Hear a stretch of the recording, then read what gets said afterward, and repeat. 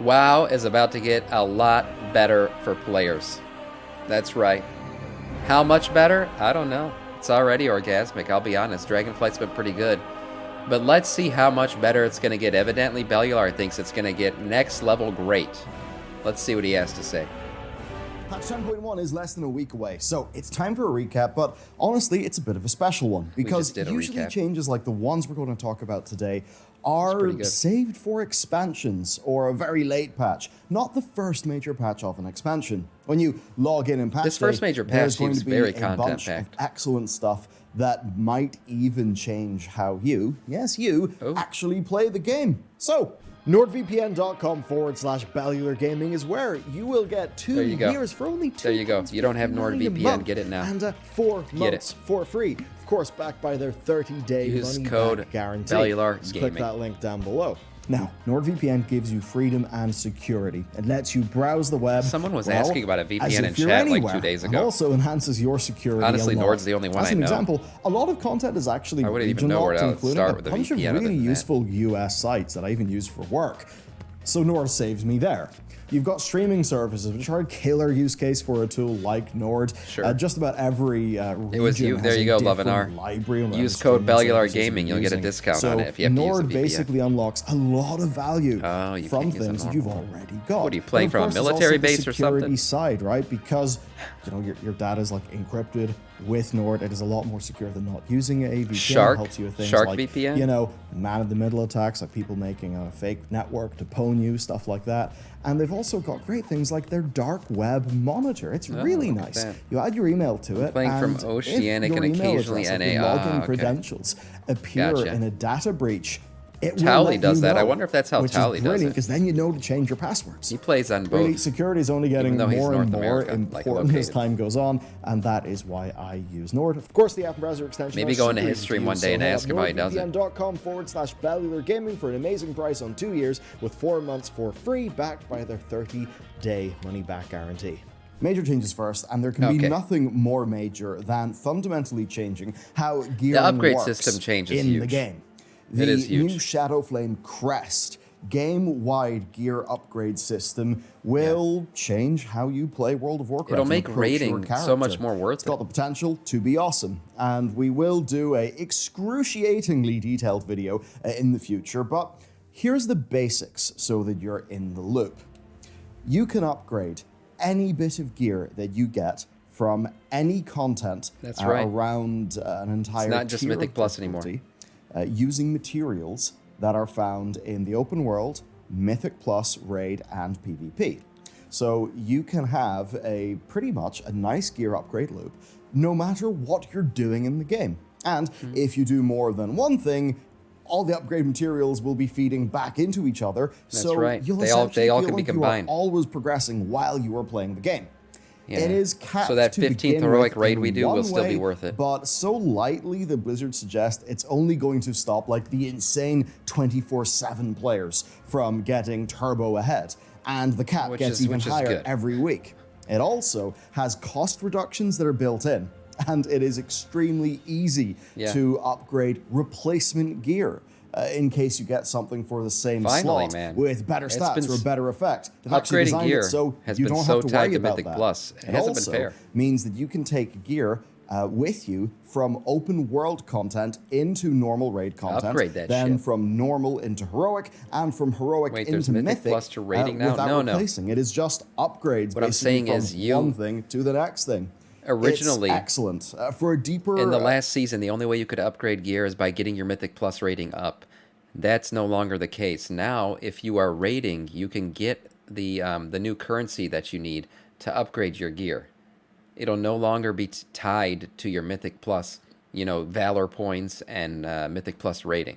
Now you'll be able to upgrade gear even if you're raiding, even if you're just PvPing. It's multifaceted. Now you can do it in many ways.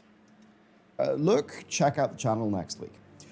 And that's only one change. Might not even have a reason to do Mythic Plus. Well, that's the thing. If you don't want to do Mythic Plus, you won't have to anymore. But you can do both. You could raid and do Mythic Plus. You're no longer tied down to having to do Mythic Plus. First, a whole new dungeon rotation. No dungeons from Season 1 are returning. It's the other 4 Dragonflight dungeons, then Freehold and Underrot from BFA, Neltharion's Lair from Legion, and the Vortex Pinnacle from Cataclysm. Also, we'll see how these there's actually better loot compared to last season for Mythic Plus. Now, of course, obviously it's better. It's a new season, but what I mean is it is better relatively, right? Relatively speaking, the end of dungeon loot is actually a few item levels higher than its Season 1 equivalent this time, meaning that, yeah, you can gear easier. And in a way, it does actually get even easier because the seasonal affix is gone. Some of the most annoying affixes in the game have been removed, and Blizzard have put in new ones that, while perhaps are still a bit annoying, are less so, right? They've really toned that down. And they've been nerfed a ton as well. Bolstering doesn't increase health anymore. Sanguine only lasts 12 seconds. Overall, there's just a defanging of just about every affix that's happened. So Mythic Plus they're should basically be a lot making more affixes focused less on punishing, the dungeon, hopefully, right? For next season. And I suppose for many people, relatively speaking, Keystone level to Keystone level, Season 1 to 2, same dungeon to same dungeon. Not that that's happening, but it will actually be easier. Also, the affixes don't kick in until... If you're a lower Mythic Plus player, you actually won't even have to mess around with all of the affixes and then 14. As much anyway, because it used to be you get an affix at +4 and +7. But since the scaling changed in Dragonflight, that's right, and people basically are complaining about not really getting a chance to actually do the dungeon without loads of affixes, Blizzard have now made it so that affixes start at Mythic +7, and then the second one is Mythic +14. And that means that if you're an LFR, although I think it'd be faster if you do rating and Mythic Plus together, player, you can actually do a ton of Mythic Plus without ever having to deal with an affix. If you are doing heroic stuff usually, or you're aiming for Keystone Master, then you only have to do a few runs from each dungeon with both affixes. Yeah, very true, because Papa. they start at 14. And your journey usually ends when you've cleared all 15s, right? It's kind of funny that. The new affixes are incorporeal, which basically means you need to CC and interrupt these mobs. Then entangling, crafting will still be relevant in Season 2. That's right, 30% slow, and you have got to like move out of the vine to break it. That's pretty much it. And then there's these affixes, these new ones are not too bad. It looks like either dispel or heal one of these guys. This last season was punishing. The punishing, removed affixes man. are quaking, thank God, explosive and grievous. So as a healer, yeah, I'm pretty happy. And generally, these are positive changes. Though I do know that some people may miss the seasonal Sass, don't worry about it. Loving Sass, these gave you a bonus for playing correctly. And people are still asking if affixes are even worth the bother now that the community has essentially just praised defanging them. So I suppose we'll have to see what happens in Season 3. I don't know why either. Anyway, for now, it's a brilliant change. Obviously, then, it's time for class changes. There's a lot of minor stuff to go through here. Did you guys see Shadow Priest? It had like 3 pages long of notes. From 10.07's iterations to pretty good success, with most classes being in a bit of a better state than before. The 2 biggest reworks are to Shadow Priest and to the Devastation Evoker. Both of which are aiming to revamp talents and to essentially change up some elements of their gameplay for the better. But not quite to the scale of the 10.07 Retribution rework, which, by the way, is really great. If you haven't tried it, you should. Shadow Priest looks to be getting out of the weird spot that it's in, with Mindseer being removed. Yeah, which is quite a change from how we were playing in AoE right now. Instead, the focus is on using Psychic Link to replace your single I wonder how Shadow Priest damage is going to look. Mind Spike now fully we'll review the DPS charts after the first week of Raid, probably. See how they look. A bunch of minor quality of life features and a better choice of what builds you want to run. And as for the Devastation Evokers, then, they are a bit more targeted at essentially removing how their cooldown extension was a totally make-or-break thing for damage, and the kind of dumb gameplay of needing to cancel your disintegrates and bringing some build diversity back without changing much of how stuff actually works. So it's a lot of talent redesigns and talent tree rearranging. Generally, players seem to be pretty happy with the latter. Shadow, I think generally better, but it still does have some quirks to work out. But Blizzard have been pretty sharp with fixing issues as they crop up. Again, we're going to do a humongo deep dive video into all of this later on. But for now, that's your TLDR. Obviously, then, we've got a shiny new zone, the Zaralek Cavern, which is underneath the Dragon Isles. To go super in-depth with what's here would actually take quite a while, which is a good sign, but I'll just be brief. And the coolest thing about it is... In the WoWcast, that new podcast thing... What's up, Tidewell? In that new WoWcast thing, they actually mentioned that the Zaralek Caverns are bigger in size than Zereth Mortis. And we all know, bigger's better. That's right. Fly straight there from the dragon. But I was surprised when I heard that because it's an indoor zone essentially. From Shadowlands, but I guess it's massive. Screens and portals. Now, the biggest thing that this will bring, besides a new default place to do quests, kill rares, and find secrets, don't worry, Tundra, we got to kill Razageth first. Niffin and their related weekly activities. We've got Sniffin Seeking, which will test your ability to think about in-game smells. The Niffin be sniffing. That's really a good thing. And then the Snail Race with the Drog Bar. So that's all pretty neat. Imagine somebody introduced cocaine to the Niffin. That you They'd be done, change, man. Though. So if your dragon is looking kind of boring right now and you want a new one, then you'll get this new Cloud Serpent-inspired one to ride around on during the campaign. And if you're the kind of person to hug the ground when you're flying, maybe you love getting those near-miss bonuses playing Burnout when you were younger, well, there is a new dragon riding talent that basically just increases your vigor regen rate whenever you're near the ground. That makes sense, given we're going to a big cavern, but basically that will make dragon riding even more powerful and allow you to go more fast, which will be fun. And as a broad thing to finish it off with this zone, I would say that they've been iterating and getting better and better and better. Once I actually dove into the Forbidden Reach of 1007, I realized, yeah, this is a zone with a bunch of rares to kill, but this time round, it's actually really well paced. And to look at the Zaralek Cavern, they do. I'm excited. I'll do the whole story quest line on stream. I'm not going to do it off stream, so world events we'll go through that together. Going on, so I think it's actually pretty well shaken up. It's a good evolution. Okay, usually in a patch, then there's almost no reason to go anywhere except for the shiny new zone, which does then leave the actual expansion zones feeling dead. There's the Farak Storm not things. This time, because finally Blizzard are trying to spice things up, and they're doing this with Farak Assaults. The gist here is that a very shadow-filled Azurspan and the no-coot area, that's where they're going to be. Causing all sorts of havoc, taking over basically a massive portion of a zone, setting it ablaze and spawning in a bunch of enemies. Now this is a full-blown world event, kind of like the Primal Storms, but thankfully a bit more intense. There's a weekly quest, a boss, and a chest. These don't even start until May 9th, though. I wish they would have started on May 2nd. It would have been cool to do them until raid opens. Which, by the way, looks really incredible. And I think a lot of people, are just going to want to get every version of this mod because it's pretty much up there with like a good raid tier set. It's a really good looking set. It also gives reputation based on the zone that's being attacked. So you'll actually be able to catch up maybe your main or your alts with your base renowns by doing this as well. I suppose this is mostly just a change because the whole thing like happening in an existing zone is just kind of nice. Anyway, next, we do have some smaller but still very good changes.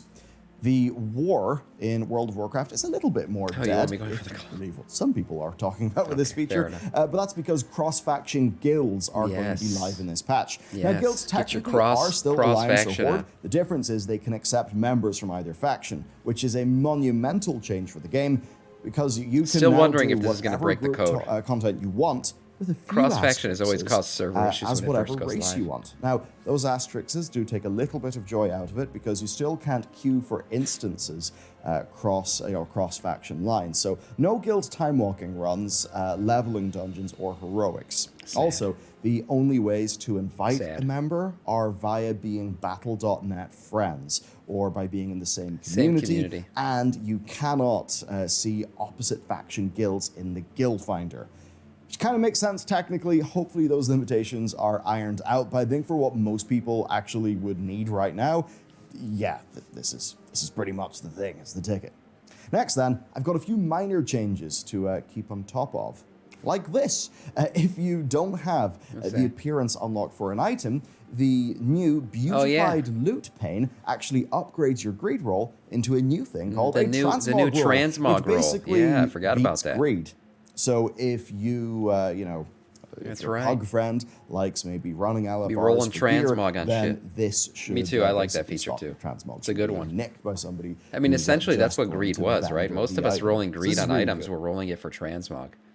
Maybe you're rolling it for off spec, but really, I mean, transmog was the main reason to roll greed. So it's good to see a Generally roll speaking, there's just now. a ton of small little improvements to the default UI. Ninja's still going to roll We've neat, got brand new combo point and holy power visuals. There's like little scroll bars that are new, which is kind of nice. There's new edit mode options, right? Like a scalable map, more movable things in general, and even more cursors being updated with high-res art. Nice. It's the sort of thing. A journey of 1,000 miles is, of course, taken one step at a time. All the UI there's changes still have more been work great. to do, but it's good to see They keep doing even better with it. Journey. Now, one thing to be careful of is making sure, if you're a raiding guild, to hammer out who's What going he's to be doing with bringing his the screen new right now is file giving me cauldrons. anxiety. Because yes, Moving all that shit too basically, much. it's the flash cauldron of the past, but this time the people who click on it will actually get an option to pick whatever file they need, which is pretty sweet. But only if the alchemist, of course, dropping the cauldron, knows the recipe for it's pretty the cool thing animation. that they want to select. And that means that if you're a guild leader or an alchemist, then definitely make sure to get this thing sorted out so that you save your guildies a shitload of gold. Next then, if you want to do a spot of leveling between your raid nights, then there is the news that heirlooms will be upgradable to level 70 in the usual way, which is just by buying the upgrade item more for alt way too friendliness. much gold. Dragonflight's been the most heirloom alt-friendly vendors. expansion ever, man. Of course, you'll probably want to level an alt, though. There's a few new reasons. Perhaps a Worgen alt, because now they have the ability to swap to their human form As soon as outside combat of ends. combat. That's right. Just like, by default, like how it works with the Drakthir. So after a decade of requests, this has finally got in. Yes, Instant it just works switch. exactly how it does for the Drakthir Revoker. So you don't have to deal but with a nice furries change when you're to not- see. Now, you're beyond not the fighting. Worgen, there's also new hair color options for the Dark Iron and Nightborn, and the Dark Iron are also getting some new Dark skin Iron tones. actually a cool looking race, I'm not and gonna the lie. Nightborn have some new eye glows, and then game-wide, we've got left, right, or both eye blind options for every race. Overall, it's not a massive amount of customization, but we did see some new hair colors for humans and orcs in 10.07. Once again, I think they're just continuing to slowly add things, which is, pretty good. Much Good, like with yeah, the UI, cool. actually, because we've now got a new quest marker for campaign steps. It's a bit snazzier, and also, importantly, it's easier to distinguish for people who are colorblind. So that's a good change. Oh, interesting. Now then, a bit of a catch-up on what else has went down. A lot of you may not have played the game in between, like, say, launch and now. So there's a I've been playing. shitload that you might have missed, right?